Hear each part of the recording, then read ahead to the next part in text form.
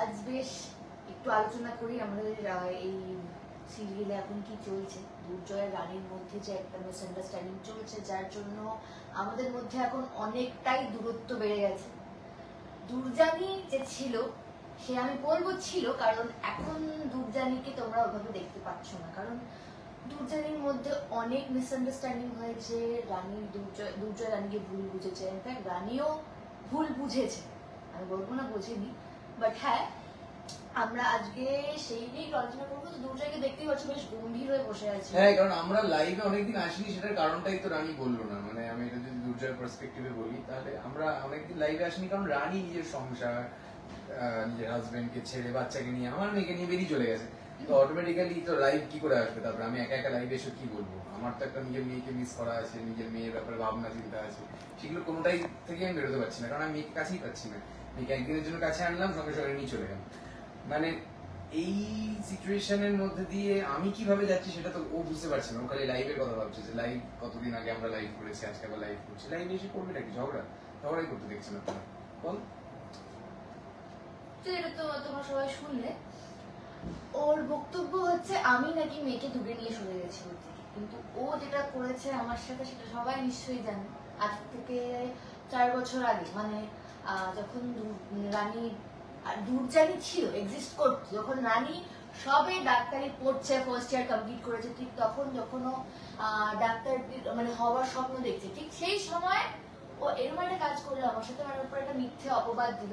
ও জানতেও চাইলো না যে সেই অপবাদটা সত্যি না মিথ্যে। ও একটা আমার উপর অ্যালিগেশন এসছে, সেই নিয়ে এত বড় সিনক্রিট করে আমাকে চড় মেরেছে। তো আপনারাই বলুন, অ্যাজ আ গার্ল আমার তো নিজের সেলফ রেসপেক্ট আছে, আমার নিজের আত্মসম্মান আছে, সেটা তো আমি শেষ করে দিতে পারি না। I do have self respect. তো আমি যখন ওর সাথে, ও যখন আমার গায়ে হাত তুললো, যেটা একদমই উচিত না, আমি তো এটা মেনে নেব না।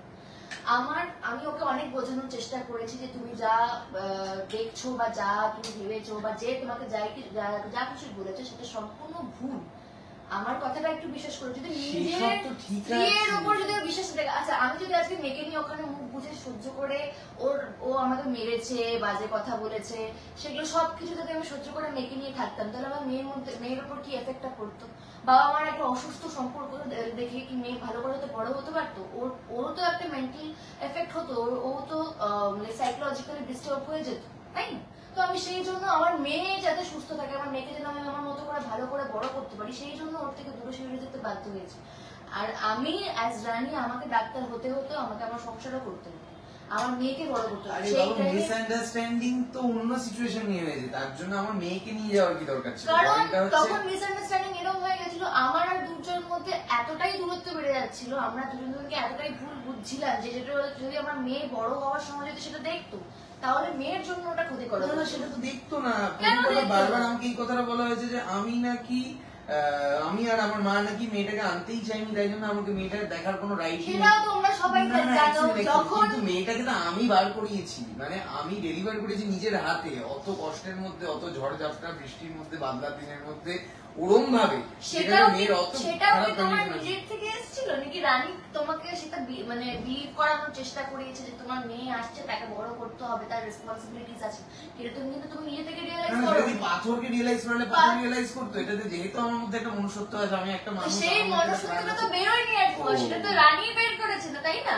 প্রথমে আপনারা সবাই জানেন যে যখন জানতে পারে রানী প্রেগনেন্ট, ঠিক সেই সময় দুর্জয় কিভাবে বিহেভ করেছিল। দুর্জয় আমাকে আবার সবার সামনে অপমান করেছিল, আমি করাইনি সেটা, আমি ওকে ভরসা দিয়েছি যে না দুর্জয় আমরা পারবো। আমি জানি ওর কনসার্নটা আমি এক পয়েন্ট থেকে বুঝতে পেরেছিলাম তখন, যে আমি ছোট দেখে আমার এখন সেই ম্যাচুরিটি আসেনি ওর দিক থেকে, যেটা ওর মনে হয়।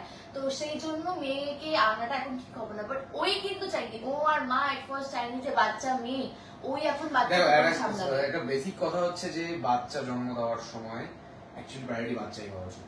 প্রায়োরিটি তখন কি পড়াশোনা করছি কি করছি না বাচ্চা তো বুঝবে না। বাচ্চা তো ভাবছে যে আমি আনওয়ান্টেড হয়ে যাচ্ছি, আমার মা বাবা অন্য কোথাও কাজ করতে চলে যাচ্ছে। আমার জন্য প্রায়োরিটি এটাই হওয়া উচিত যে আমি জন্ম নিলাম আমার পারমিশন ছাড়া, তো তার মানে আমার মা বাবা আমাকে জন্ম দিয়েছে, আমার মা বাবার পুরোপুরি ফুল দায়িত্ব যে সারাক্ষণ আমাকে যত্ন নেওয়া। এবার আমি সেটা জন্য প্রিপেয়ার ছিলাম না। ও নিজে থেকে বলছে যেহেতু প্রেগনেন্ট হয়ে গেছে তো প্রিপেয়ার ও হয়ে গেছে অলরেডি, যেহেতু প্রেগনেন্ট হয়েছে মাথার মধ্যে এটা চলছে যে আমি একবার যখন প্রেগনেন্ট হয়ে গেছি তার মানে আমি প্রেগনেন্ট হয়ে গেছি, এবার আমি পারবো বাচ্চাটাকে সামলাতে। আদৌ সামলাতে পারবে?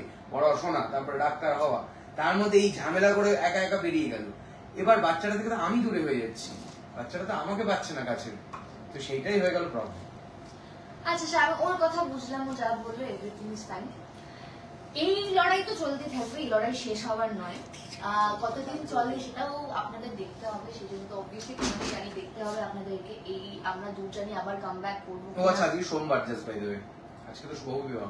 ও হ্যাঁ গাইস, আজকে শুভ বিবাহ আসছে তেজ আর সুধা, রাত 9টায় শুধুমাত্র স্টার জলসা। দেখতে কিন্তু একদম ভুল